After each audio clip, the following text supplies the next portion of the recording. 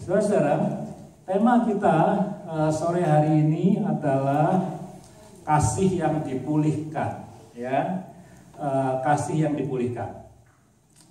Waktu saya pertama kali melayani firman Tuhan, pertama kali bisa khotbah, ya, waktu itu SMA, saya kelas 2, kelas 3 gitu. Kalau disuruh khotbah, ya, maka topik yang saya anggap paling gampang itu dua. Nomor satu tentang doa, nomor dua tentang kasih. Itu topik yang paling gampang, ya. Coba misalnya anak SMA disuruh khotbah tentang keluarga, tentu tidak bisa, belum berkeluarga, tidak tahu apa itu keluarga, tidak tahu betapa sulitnya membina keluarga, tidak bisa khotbah. Suruh khotbah soal penginjilan juga mungkin tidak banyak pengalaman, gitu ya. Tapi kalau suruh khotbah soal doa, soal kasih, itu topik yang klasik sekali, yang paling mudah. Tapi semakin saya bertumbuh dewasa, semakin saya tahu lebih banyak tentang kekristenan. Apa itu? Maaf nih, yes. Some of us don't speak Indonesia. Just notice, so please do translate whoever sit next to. Ya, Ero, thank you for stepping up. Ya, jadi semakin saya dewasa dan semakin saya bertumbuh dalam iman Kristen, saya makin sadar bahwa kasih dan doa itu meskipun mudah disampaikan dalam khotbah, tapi sangat sulit untuk dilakukan. Ya. Sangat mudah untuk dikhotbahkan, sangat sulit untuk dilakukan. Mari kita baca bagian firman Tuhan. Yang pertama terkenal sekali dari 1 Korintus pasal yang ke-13, ya. Saya rasa sebagian dari Bapak Ibu sekalian barangkali hafal itu, ya, 1 Korintus pasal yang ke-13. 1 Korintus pasal yang ke-13.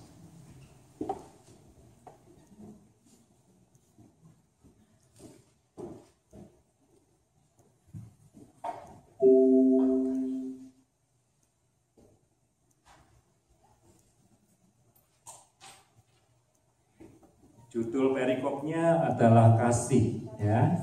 Saya tidak akan detail, tapi saya akan baca semua karena tidak terlalu panjang dan ayat-ayat ini sangat baik sekali, ya. 1 Korintus 13 ayat 1 sampai 13, hanya 13 ayat. Sekalipun aku dapat berkata-kata dengan semua bahasa manusia, bisa bahasa Inggris, Jerman, Mandarin semuanya, dan bahasa malaikat sekalipun, nggak tahu saya seperti apa itu. Tetapi jika aku tidak mempunyai kasih, aku sama dengan gong yang berkumandang dan canang yang gemerincing. Ya, kira-kira itu seperti kalau dalam peribahasa Indonesia, tong kosong nyaring bunyinya, kira begitu, ya. Sekalipun aku mempunyai karunia untuk bernubuat, jadi kira-kira bisa tahu akan masa depan, dan aku mengetahui segala rahasia dan memiliki seluruh pengetahuan, dan sekalipun aku memiliki iman yang sempurna, bayangkan, iman yang sempurna, untuk memindahkan gunung, tetapi jika aku tidak mempunyai kasih, aku sama sekali tidak berguna, useless. Dan sekalipun aku membagi-bagikan segala sesuatu yang ada padaku, bahkan menyerahkan tubuhku untuk dibakar, apalagi yang kurang ini, ya. Tetapi jika aku tidak mempunyai kasih, sedikit pun tidak ada faedahnya bagiku. Kasih itu sabar, kasih itu murah hati, tidak cemburu, tidak memegahkan diri, dan tidak sombong, tidak melakukan yang tidak sopan, dan tidak mencari keuntungan diri sendiri, tidak pemarah, tidak menyimpan kesalahan orang lain, tidak bersukacita karena ketidakadilan, tetapi karena kebenaran. Ia menutupi segala sesuatu, percaya segala sesuatu, mengharapkan segala sesuatu, sabar menanggung segala sesuatu. Kasih tidak berkesudahan, nubuat akan berakhir, bahasa roh akan berhenti, pengetahuan akan lenyap, sebab pengetahuan kita tidak lengkap dan nubuat itu tidak sempurna. Tetapi jika yang sempurna tiba, maka yang tidak sempurna itu akan lenyap. Ketika aku kanak-kanak, aku berkata-kata seperti kanak-kanak, aku merasa seperti kanak-kanak, aku berpikir seperti kanak-kanak. Sekarang sesudah aku menjadi dewasa, aku meninggalkan sifat kanak-kanak itu. Karena sekarang kita melihat dalam cermin suatu gambaran yang samar-samar, tetapi nanti kita akan melihat muka dengan muka. Sekarang aku hanya mengenal dengan tidak sempurna, tapi nanti aku akan mengenal dengan sempurna, seperti aku sendiri dikenal. Ayat terakhir, demikianlah tinggal ketiga hal ini, iman, pengharapan, dan kasih. Dan yang paling besar diantaranya ialah kasih. Mari kita berdoa. Bapa di surga, terima kasih untuk kasih-Mu Tuhan.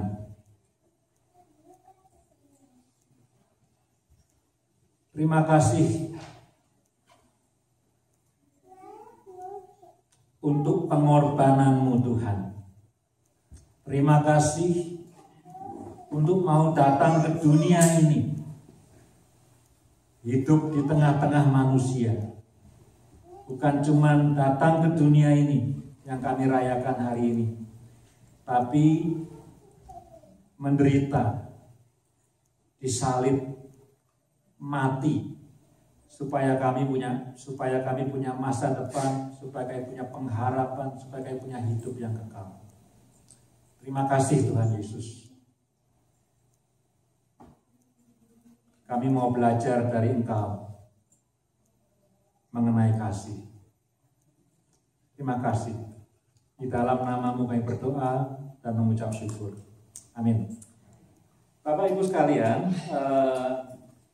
ada ayat yang lain di dalam Wahyu pasal yang kedua, kalau masih ingat, ya.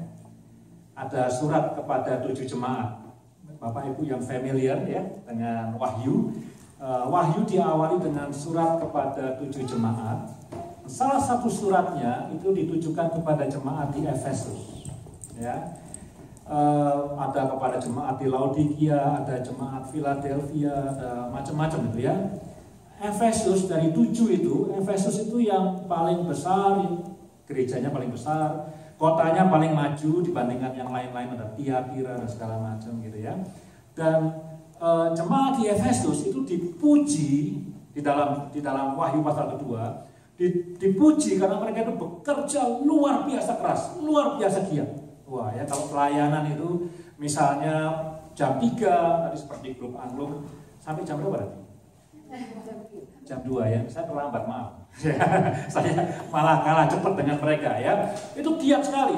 Misalnya ibadah mulai jam 3, jauh-jauh sebelum ibadah mulai sudah dari sini, tidak ngepas katanya, gitu ya. Ibadah udah selesai, semua udah pulang, masih bersihkan gereja, giat sekali.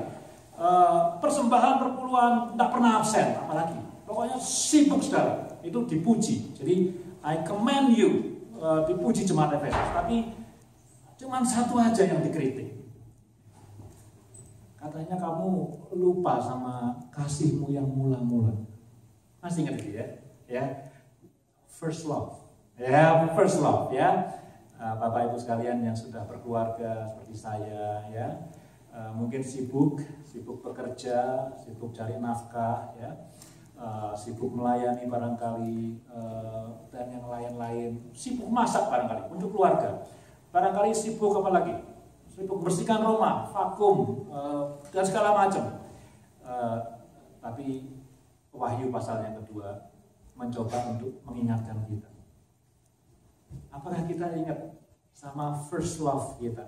Ya, first love-nya sama, tapi masih ingat enggak apa yang mempersatukan kita dengan spouse kita, gitu ya? Apakah yang mempersatukan itu masakan, gitu ya? Apakah yang mempersatukan itu nggak tahu apa, gitu ya? Tapi Masih ingat nggak dengan first love itu? Kita mungkin sibuk sekali di gereja, mungkin sibuk sekali dengan segala macam pelayanan. Tapi kita ingat nggak dengan first love yang kita punya kepada Tuhan? Nah saudara, dari bacaan baik di 1 Korintus 13 yang kita baca tadi dan di Wahyu 2 yang saya cerita ini, ada satu kesimpulan, ya, bahwa kasih itu lebih daripada apa yang kita lakukan. Betul enggak? Ya, kasih itu lebih daripada apa yang kita berikan. Ada kata-kata mutiara katanya, to love is to give. I think that is right. But love is not giving. It's different. Ya, to love is to give. Yes. Tuhan juga mengasihi manusia. Dia memberikan dirinya sendiri, bukan cuma memberikan uang, bukan cuma memberikan berkat, tapi memberikan nyawanya sendiri. Tapi loving and giving is two different things. You can give without love, right? It's different. Ada yang bilang kalau to love is to serve. Oh, it's a wonderful words. Ya, itu kata-kata yang indah sekali. Ya betul juga ya. Kalau kita mengasihi spouse kita, kita melayani dia. Karena itu suami istri dipanggil untuk saling melayani. But to serve is different from to love. It's different. Ya, maka itu jemaat di Efesus, oh, kamu sibuk sekali, kamu giat sekali dalam pelayanan. Tapi kamu lupa sebenarnya kan kasihmu, kamu lupa. Ya, tadi di Korintus bisa segala macam bahasa, sampai bahasa malaikat. Saya tidak tahu seperti apa itu. Ya. Bisa bernubuat dan segala macam, tapi tanpa kasih seperti tong kosong yang nyaring bunyinya. Kata-katanya bagus, useless, tidak ada faedahnya buat kamu sekalian. Jadi kita sibuk-sibuk, kita mungkin pikir kalau aku sibuk nanti aku dapat pahala yang banyak dari Tuhan. Korintus bilang tidak ada faedahnya buat kamu. Useless. Sampai keringetan, sampai memberi, tadi Korintus ingat ya, sampai engkau memberikan dirimu untuk dibakar sekalipun, tidak ada faedahnya buat kamu kalau tanpa kasih. Ya, jadi itu yang pertama yang saya mau sampaikan, bahwa kasih itu, yes, to love is to give, yes, to love is to serve, tapi to love is different from giving. To love is different from serving. Satu yang jauh lebih dalam. Nah, apa itu? Korintus sudah bilang tadi ya. Kasih itu apa? Sabar, lemah lembut. Nah, saya ulang lagi ya. Nggak menyombongkan diri. Ada lagunya tuh ya. Nanti di rumah boleh nyanyi tuh. Kasih dan seterusnya ya. Saya nggak bisa nyanyi soalnya ya. Nah, itu yang pertama saudara ya. Yang kedua, jadi kasih itu, ingat ya. Ya, jadi saya bukan mengatakan, oh aku sudah giat pelayanan, tidak ada gunanya. Itu bukan maksud saya. Tapi firman Tuhan hari ini mengingatkan kita untuk apa itu ya, mendiagnosa apakah di balik semua pelayanan kita, di balik semua yang kita korbankan, di balik semua yang kita berikan, apakah ada kasih di situ? Karena kasih itu lebih dalam dari sekedar aktivitinya. Ya, tapi ada kesabaran, ada kelemah lembutan, ada tidak meninggikan diri, ada apalagi itu tadi yang kita baca. Ya, yang kedua, beberapa waktu yang lalu saya ngobrol dengan teman saya sudah sharing di beberapa minggu lalu. Saya ngobrol dengan teman saya waktu saya kerja, dan kemudian dia tanya sama saya, Eri, kalau kamu ingat Tuhan, sebutkan atau apa yang jadi favorit kamu tentang Tuhan. Ya, dia tanya gitu, apa yang jadi favorit kamu tentang Tuhan? Saya bilang kesetiaannya. Dia bilang sama saya, jangan langsung jawab. Oh iya, saya pikir dulu ya, apa ini ya? Saya bilang kesetiaannya. Ya, lalu saya jelaskan kenapa kan kesetiaan kan cuma satu ya. Saya jelaskan karena seringkali saya tidak setia sama Tuhan, tapi Dia tetap setia sama saya. Ya, kalau manusia misalnya ini ambil contoh ya, saya tidak mau terjadi di sini gitu ya.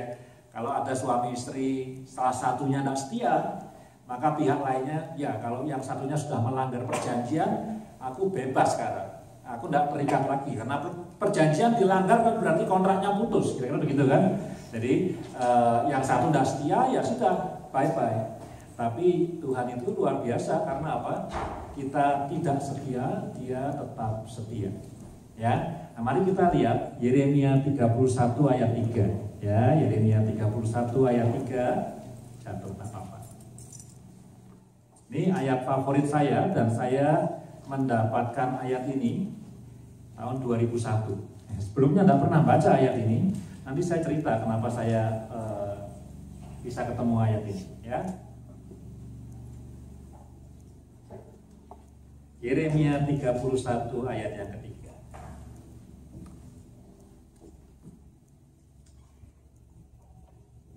Dari jauh Tuhan menampakkan diri kepadanya.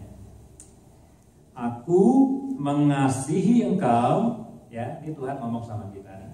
Aku mengasihi engkau dengan kasih yang kekal, tidak ada habisnya. Kekal itu no beginning, no ending, ya, tidak ada habisnya. Aku mengasihi engkau dengan kasih yang kekal. Sebab itu, ya, karena kasihnya kekal. Meskipun ini kalau saya mau bahasakan supaya saudara ngerti ayatnya, meskipun kamu tidak setia, ya, sebab itu ayat 3, aku akan tetap melanjutkan kasih setiaku kepadamu. Jadi ada reasonnya. Reasonnya karena apa? Reasonnya karena aku mengasihi engkau dengan kasih yang kekal. Aku tidak mengasihi engkau dengan kasih yang sementara. Aku mengasihi engkau dengan kasih yang kekal. Jadi apapun keadaanmu hari ini, banyak dosanya, banyak tidak setianya, banyak bohongnya, banyak cacatnya, banyak kelemahannya, I will continue to love you. That is love. That is the love of God. Yang perlu kita belajar. Kesetiaan Tuhan untuk mengasihi kita.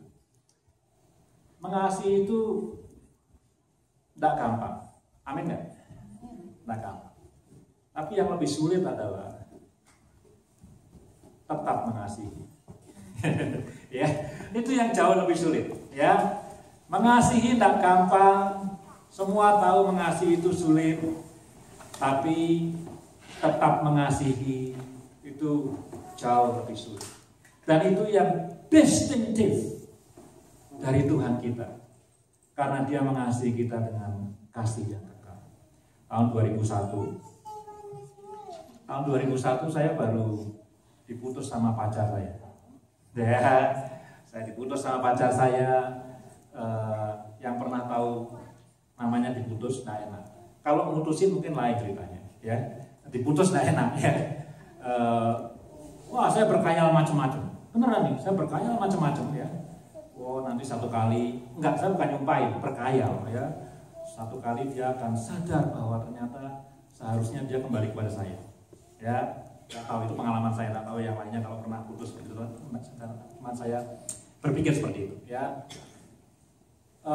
My personality ketika diputus sama pacar, saya down sekali. Wah, kayak plunging, kayak aeroplane plunging dari 30,000 feet down, gitu ya.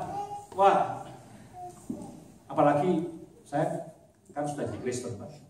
Jadi saya waktu mau pacaran itu berdoa dulu. Nggak langsung pacaran, berdoanya aja 6 bulan. Ya, berdoa untuk pacaran 6 bulan, serius sekali. Jadi waktu diputus, wah, pelanjing, tahu, ya. Akibatnya apa? Akibatnya adalah salah satu akibatnya, saya nggak tahu saudara. Kalau saudara pernah diputus gitu, atau saya, salah satu akibatnya pada saya adalah saya nggak mau pacaran lagi. Aku diputus lagi, traumatic. Ya, kecuali kalau pas diputus happy aja, oh nggak apa-apa gitu ya, ya isi going gitu ya. Tapi kalau begitu diputus going down itu, wah, kayak roket jatuh gitu, nggak mau saya, nggak mau pacaran lagi.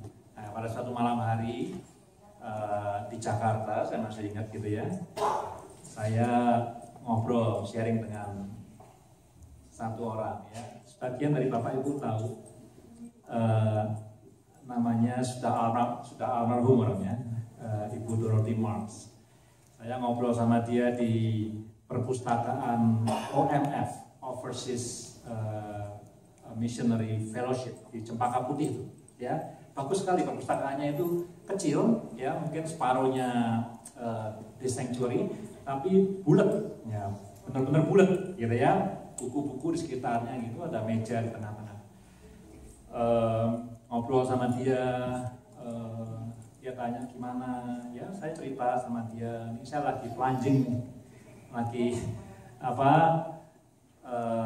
lalu kita doa sama-sama, saling doa. Nah, terus dia kasih saya ayat ini. Ini ayatnya dari Ibu Brodie Max untuk saya, ya, Yeremia 31 ayat 3. Dia baca, dia cerita kepada saya, lalu dia pesan satu hal sama saya dengan bahasa Indonesia yang lucu, ya. Dia kan bukan orang Indonesia, ya. Dia bilang gini sama saya. Dia panggil saya Pak Eri, meskipun dia jauh lebih tua dari saya. Pak Eri, jangan takut untuk bercinta lagi. Ya, dia bilang gitu, ya. Saya tidak pernah lupa tuh. Jangan takut untuk bercinta lagi, ya. Dia bilang Tuhan itu mengasihi engkau dengan kasih yang kekal. Jadi kamu kalau mengasihi orang lain itu juga perlu belajar dari Tuhan kita mengasihi dengan kasih yang kekal. Kalau dengan yang satu tidak berhasil, kamu mesti punya kasih. Kasihmu tetap, kasihmu tidak hilang. Meskipun orang yang kau kasih itu tidak mau sama kamu. Saudara, Tuhan Yesus nanya 3 kali. Yang pertama dijawab lancar, ya. Yang kedua dijawab lancar. Yang ketiga, maka sedihlah hati Petrus, ya. Ini kalau saya bikin drama nih, ya. Nanti kalau misalnya bisa bikin drama gitu, ya, tentang perikop ini. Yang ketiga, Petrus jawab tidak lancar. Ya sedih dia, mungkin mau nangis. Dia bilang, ya Tuhan, kamu tahu segala isi hatiku, aku mengasihi. Nah, tentu pertanyaannya adalah apa yang membedakan yang pertama, kedua, dan yang ketiga, right? Apa yang membedakan dua yang pertama dengan yang ketiga? Kenapa yang pertama jawabannya lancar, yang kedua jawabannya lancar, kok yang ketiga sedih Petrusnya, ya? Nah, ini memang dealing dengan bahasa Yunani, gitu ya. Bahasa Yunani yang gampang sekali. Di dalam bahasa Yunani itu ada beberapa kata untuk kasih, ya. Jadi bahasa Yunani itu bahasa yang precise, ya.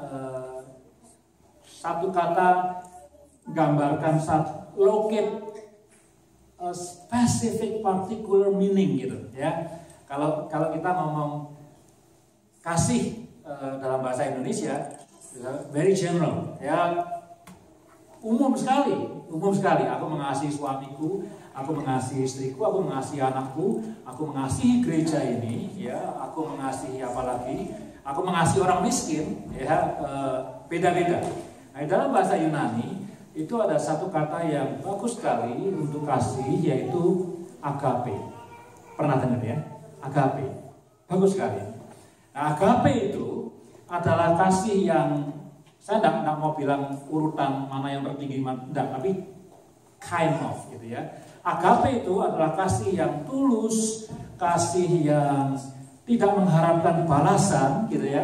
Kasih yang tidak, if you do it, I will do that. Bukan seperti itu. Jadi bukan kasih yang if, tapi kasih yang even though you are not faithful, I will continue to love you. Jadi bukan if you faithful to me, I will love you. No.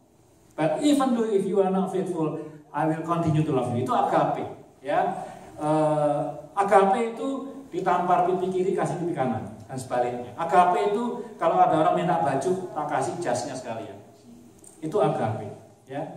Lalu ada yang kedua, phileos, philia. Ya, phileos itu brother, jadi saudara kasih, itu phileos, ya.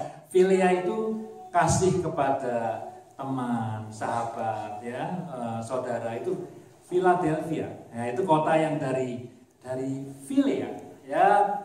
Saya tidak bilang degree-nya lebih rendah, tapi philia itu love among friends, ya, antara teman gitu ya. Kalau Tuhan agape, mengasihi manusia tidak setia, dia mengasihi terus ya. Lalu ada lagi eros, ya, tahu eros terkenal ya. Eros itu tidak dosa, ya. Eros itu ada konotasi seksual, jadi tidak harus berdosa, tapi eros itu kalau suami bilang aku eros sama kamu sama istrinya gitu, atau sebaliknya, that's good, itu eros. Jadi dalam bahasa Yunani kasih itu very definite, very particular, very spesifik gitu. Jadi kita ngomong kasih enggak ngalor ngidul kemana-mana gitu ya. Nah, Yesus bertanya, nanti kalau Bapak Ibu ada kesempatan buka Alkitab bahasa Yunani gitu ya di Roma kalau punya.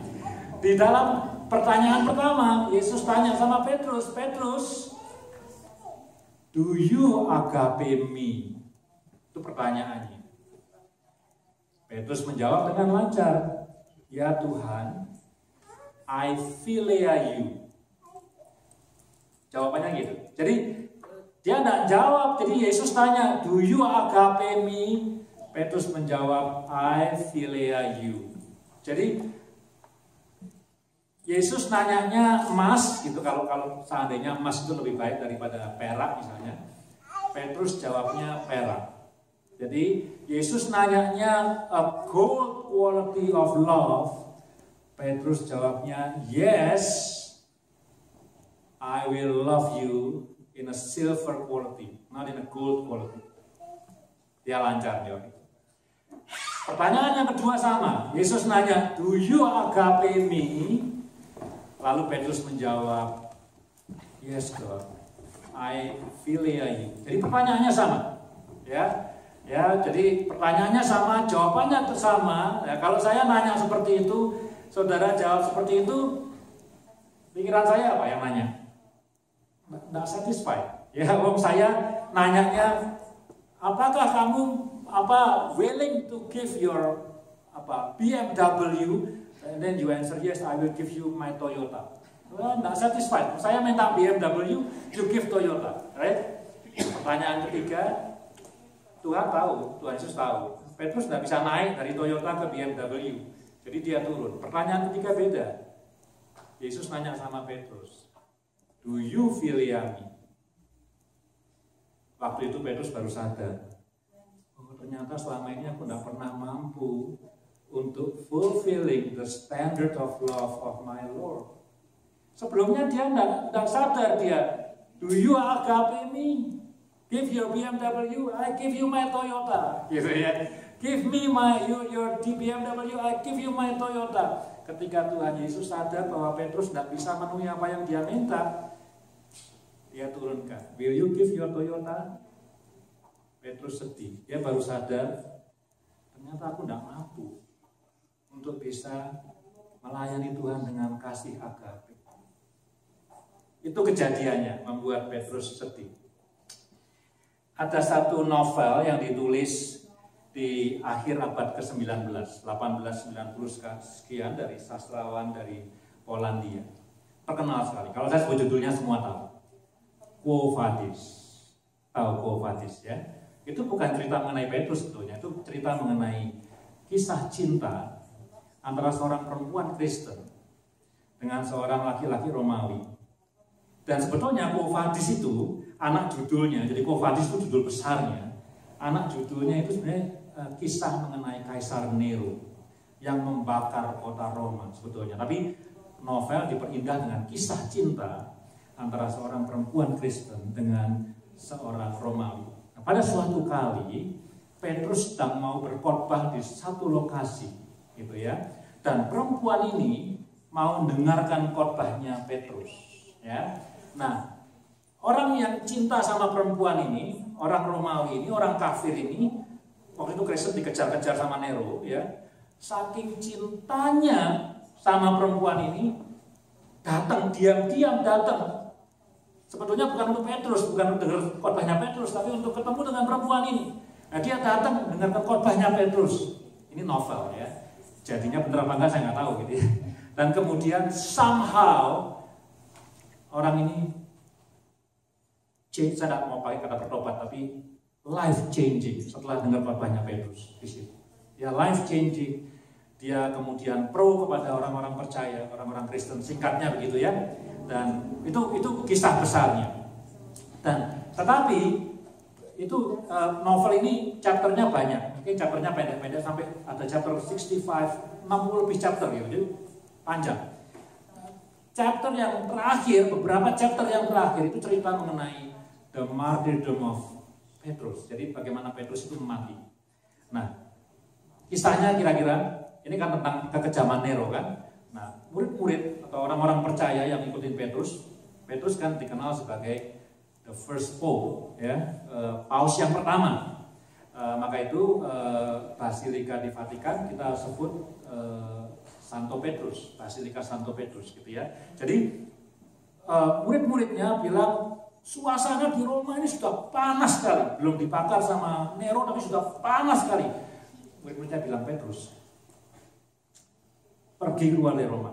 Kalau kamu tidak pergi keluar dari Roma, wah kamu tidak selamat. Ya, bakal dibunuh sama Nero kamu.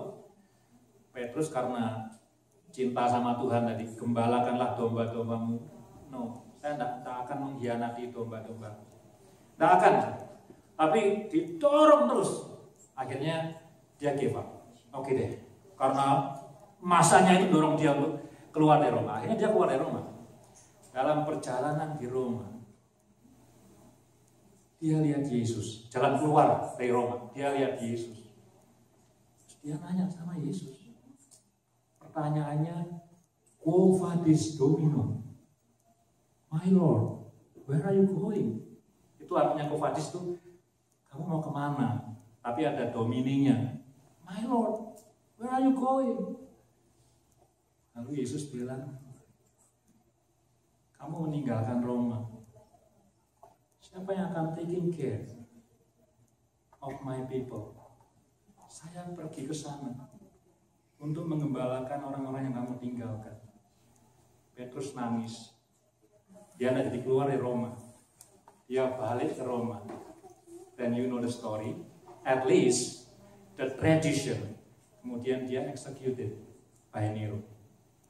That's the story of Quo Vadis yang sangat indah sekali sebetulnya. Orang banyak mengatakan bahwa novelisnya, orang Polandia ini yang mengarang ini, itu inspired by the conversation dalam Yohanes pasal yang ke-21 ini. Jadi, Quo Vadis Domini, my Lord, where are you going? Yesus bilang, kamu keluar dari Roma, who will take care of my people? I will go there. Petrus nangis. Ternyata aku tidak sanggup, meskipun didesak sama murid-muridnya untuk keluar dari Roma. Sebetulnya dia mau setia untuk gembalakan, tapi dia give up, dia mau keluar. Dan kemudian dia ingat, dan dia kembali ke Roma dan eksekusi. Luar biasa ya. Meskipun ini cuma novel, ya tidak ada ayatnya nih Quo Vadis ya, tapi luar biasa kasih itu ya. Kita tidak pernah bisa untuk punya the quality of love seperti yang Tuhan punya. Kita tidak bisa untuk atau mungkin saya tidak bilang kita tidak akan pernah bisa gitu ya. Tapi begitu sulitnya kita sering merasa puas by giving our Toyota. Tuhan mintanya BMW atau Ferrari barangkali, tidak tahu ya. Tapi kita begitu mudah merasa puas. God, you see me. Aku khotbah tiap minggu, aku main musik tiap minggu, aku nyanyi tiap minggu. Aku beri perpuluhan, bahkan bukan perpuluhan, setengah dari semua uangku aku berikan buat kamu. Kalau kepada jemaat di Efesus, Yesus bilang, kamu lupa sama your first love. Kalau kepada jemaat di Korintus, Yesus mengatakan, it is useless, tidak ada faedahnya buat kamu. Itulah kasih. Nah, saya mau tutup saudara ya. Saya ulangi ya. Poin pertama apa? Bahwa kasih itu lebih daripada sekedar memberi dan melayani atau melakukan sesuatu. Kasih bukan pasif loh ya. Tetap harus memberi, harus melayani, harus melakukan sesuatu, tapi tidak sama. Kasih itu jauh lebih dalam daripada itu. Yang kedua, Kasih yang kita kejar, yang kita mau pelajari adalah kasih yang kekal. Ya, kasih yang tidak sementara. Dan yang ketiga, kita mau belajar untuk bisa mengasihi kasih agape, bukan kasih yang if, tapi kasih yang even though. Ini yang terakhir. Ada satu pendeta dari Uganda nulis buku.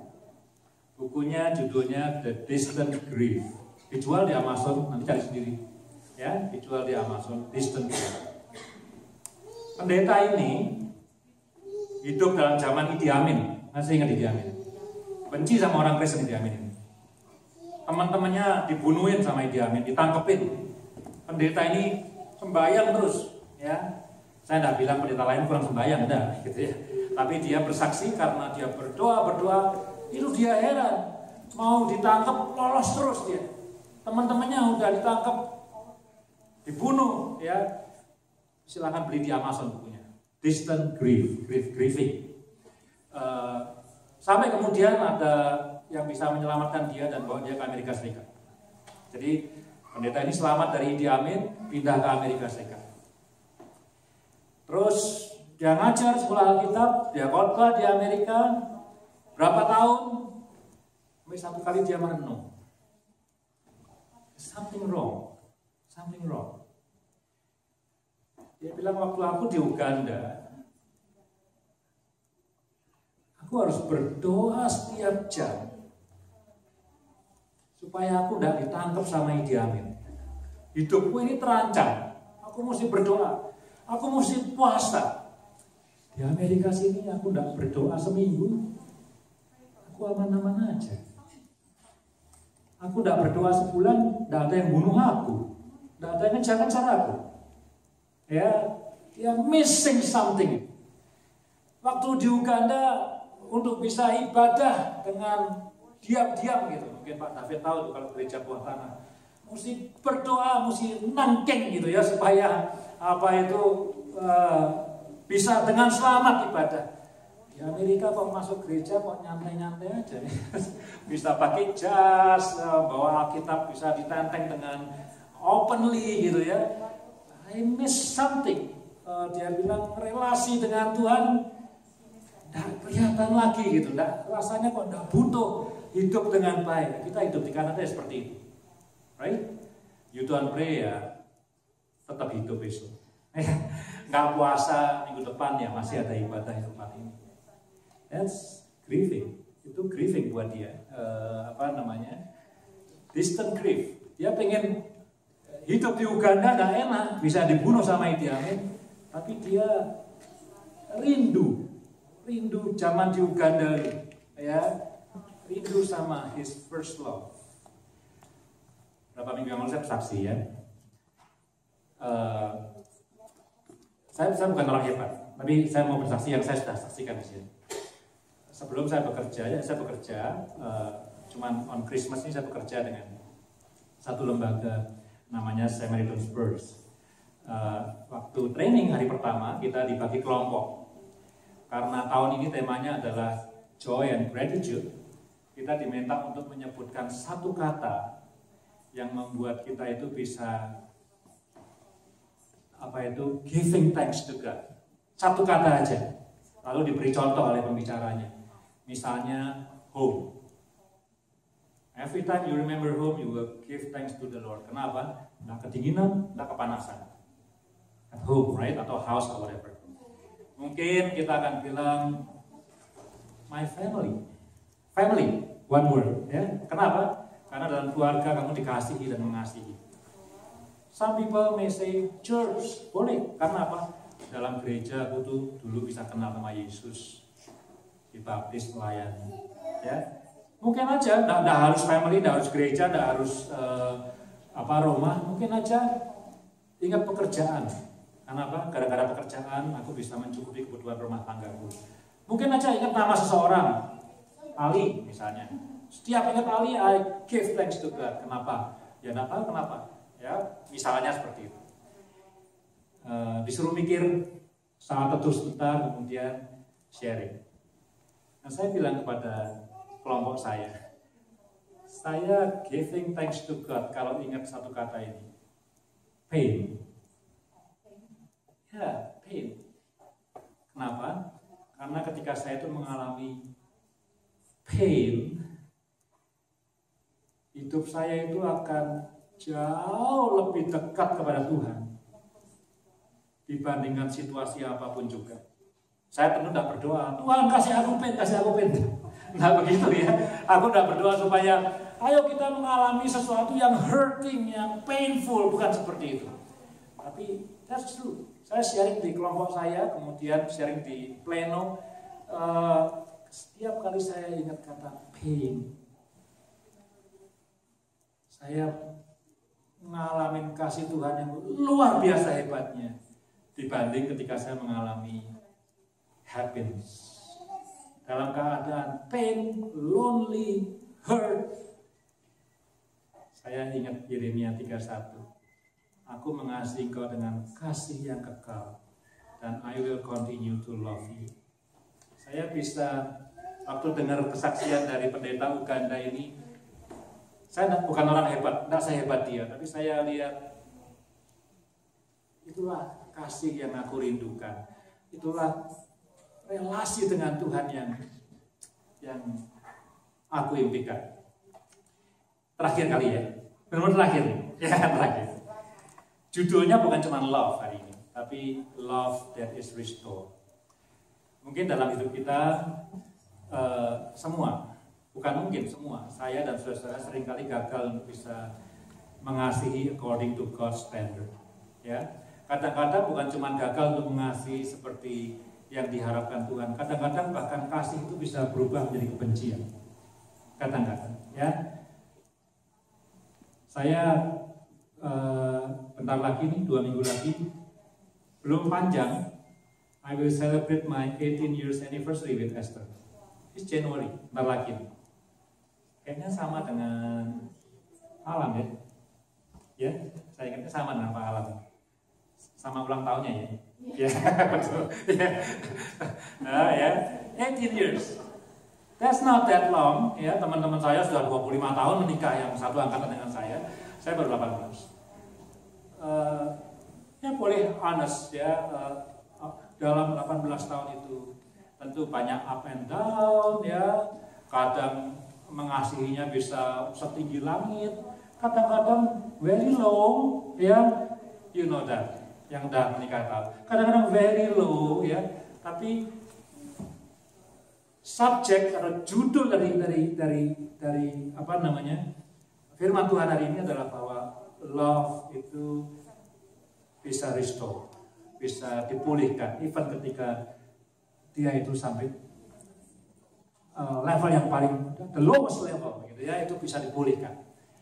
Nah, bagaimana caranya? Tentu tadi khotbahnya belajar dari kasih Tuhan Yesus, kasih yang kekal, bukan kasih yang sementara, kasih yang bukan if, tapi kasih yang even to, agape dan seterusnya.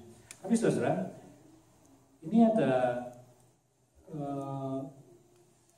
apa ya? Bukan kesaksian, tapi seringkali terjadi. Seringkali terjadi kasih yang retak itu ya, atau kasih yang rusak itu dipulihkan di kamar ICU. Tahu maksud saya? Yang satu udah sekarat, baru nyesel. Aduh, sorry ya, selama ini aku tidak benar sama kamu. Entah kalau itu suami istri. Sementara ini aku kurang mengasihi kamu, aku kurang hormat sama kamu, aku kurang melindungi kamu, aku kurang dan seterusnya. Pasangannya udah mau mati di ICU.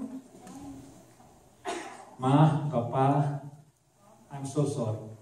Saya minta maaf.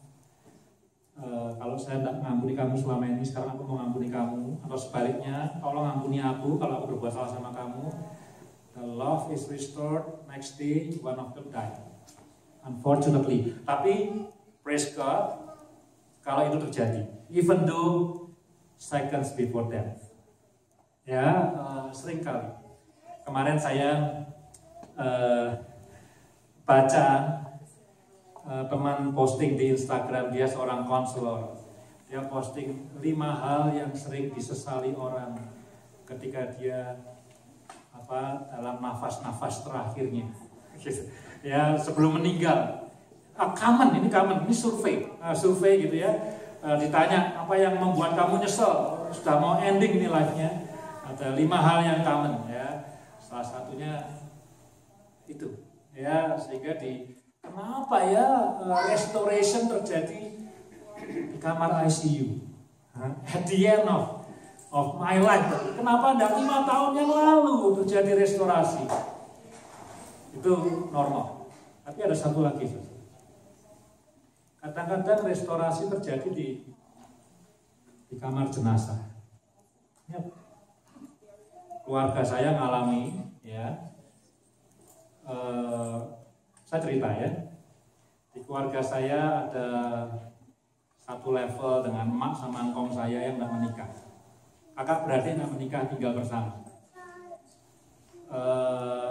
Setelah dia tua, dia pilih salah satu keponakannya. Dia tinggal sama keponakannya. Lalu dua-duanya meninggal. Ya kan? Kaya sekali enggak, dia punya rumah kan. Sebelumnya punya rumah, lumayan itu ya, jual ya. Singkat cerita, keponakannya ini tante dan om saya. Enggak tante om langsung, tapi komconya satu gitu ya. Merasa berhak untuk ambil warisan rumah yang dijual karena foundationnya apa? Karena last years of their life itu mereka taking care. Ya. Sejak itu om tante saya ini dikucilkan sudah dan diajak ngomong lagi. Ya. So simple. That happens in my family. Sampai kemudian mak saya langsung. Jadi mak saya itu om tantenya dari om tante saya yang dikucilkan itu ya. Jangan bingung ya. Sampai satu kali mak saya meninggal. Ya. Saya ngingetin ya. Saya ingetin om tante saya langsung. Jadi adik-adiknya papi saya ingetin. Apa kita tidak ngundang keluarga itu? Tidak ada yang mau. Tidak mau, udah. Sampai papi saya bilang, you call them. Terus saya telepon. Mereka datang. Ya di depan peti jenazah ya datang. Tapi praise God, masih bisa ada reconciliation. Kalau tidak di kamar ICU, di ruang jenazah masih bisa ada reconciliation from a broken law. Kenapa saya cerita ini?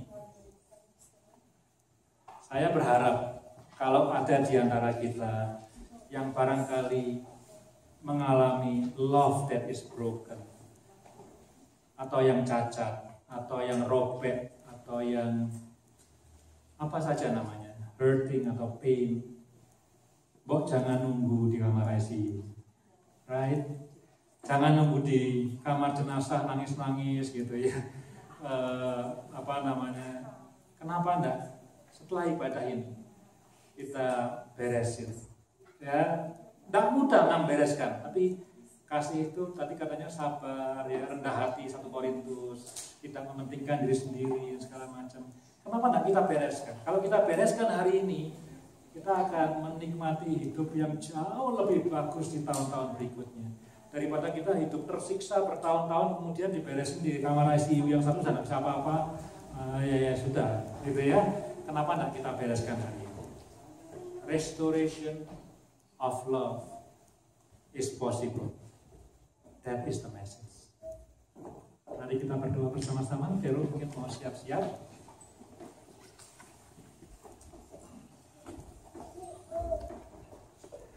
Bapa di surga, terima kasih untuk firman Tuhan. Tapi lebih daripada firman yang Kau sampaikan Tuhan. Sekali lagi, saya mau berterima kasih Tuhan untuk kasih-Mu. Kasih yang agape. Kasih yang tidak conditional, tapi kasih yang unconditional. Kalau kami bisa ada seperti sekarang ini Tuhan, because your love is unconditional. Banyak kali kami ingin lari daripada Tuhan. Banyak kali kami ingin meninggalkan Tuhan. Banyak kali kami hidup melawan Tuhan. Tapi seperti firman Tuhan dalam Yeremia, I will continue to love you. Tolong kami Tuhan, anak-anak-Mu ini, untuk bisa memberikan, untuk bisa mengasihi seperti Engkau mengasihi kami Tuhan Yesus.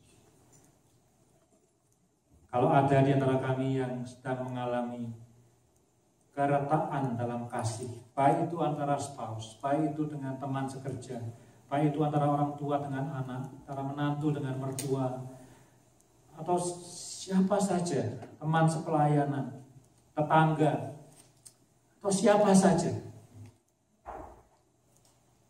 Kiranya firman Tuhan hari ini boleh mengetuk hati kami Tuhan, untuk membereskan, menyembuhkan, membalut keretaan dan luka-luka itu Tuhan. Terima kasih Tuhan Yesus. Hari ini kami diyakinkan bahwa restoration of love is possible. Is possible. Di dalam nama Tuhan Yesus, kami berdoa dan mengucap syukur. Amin.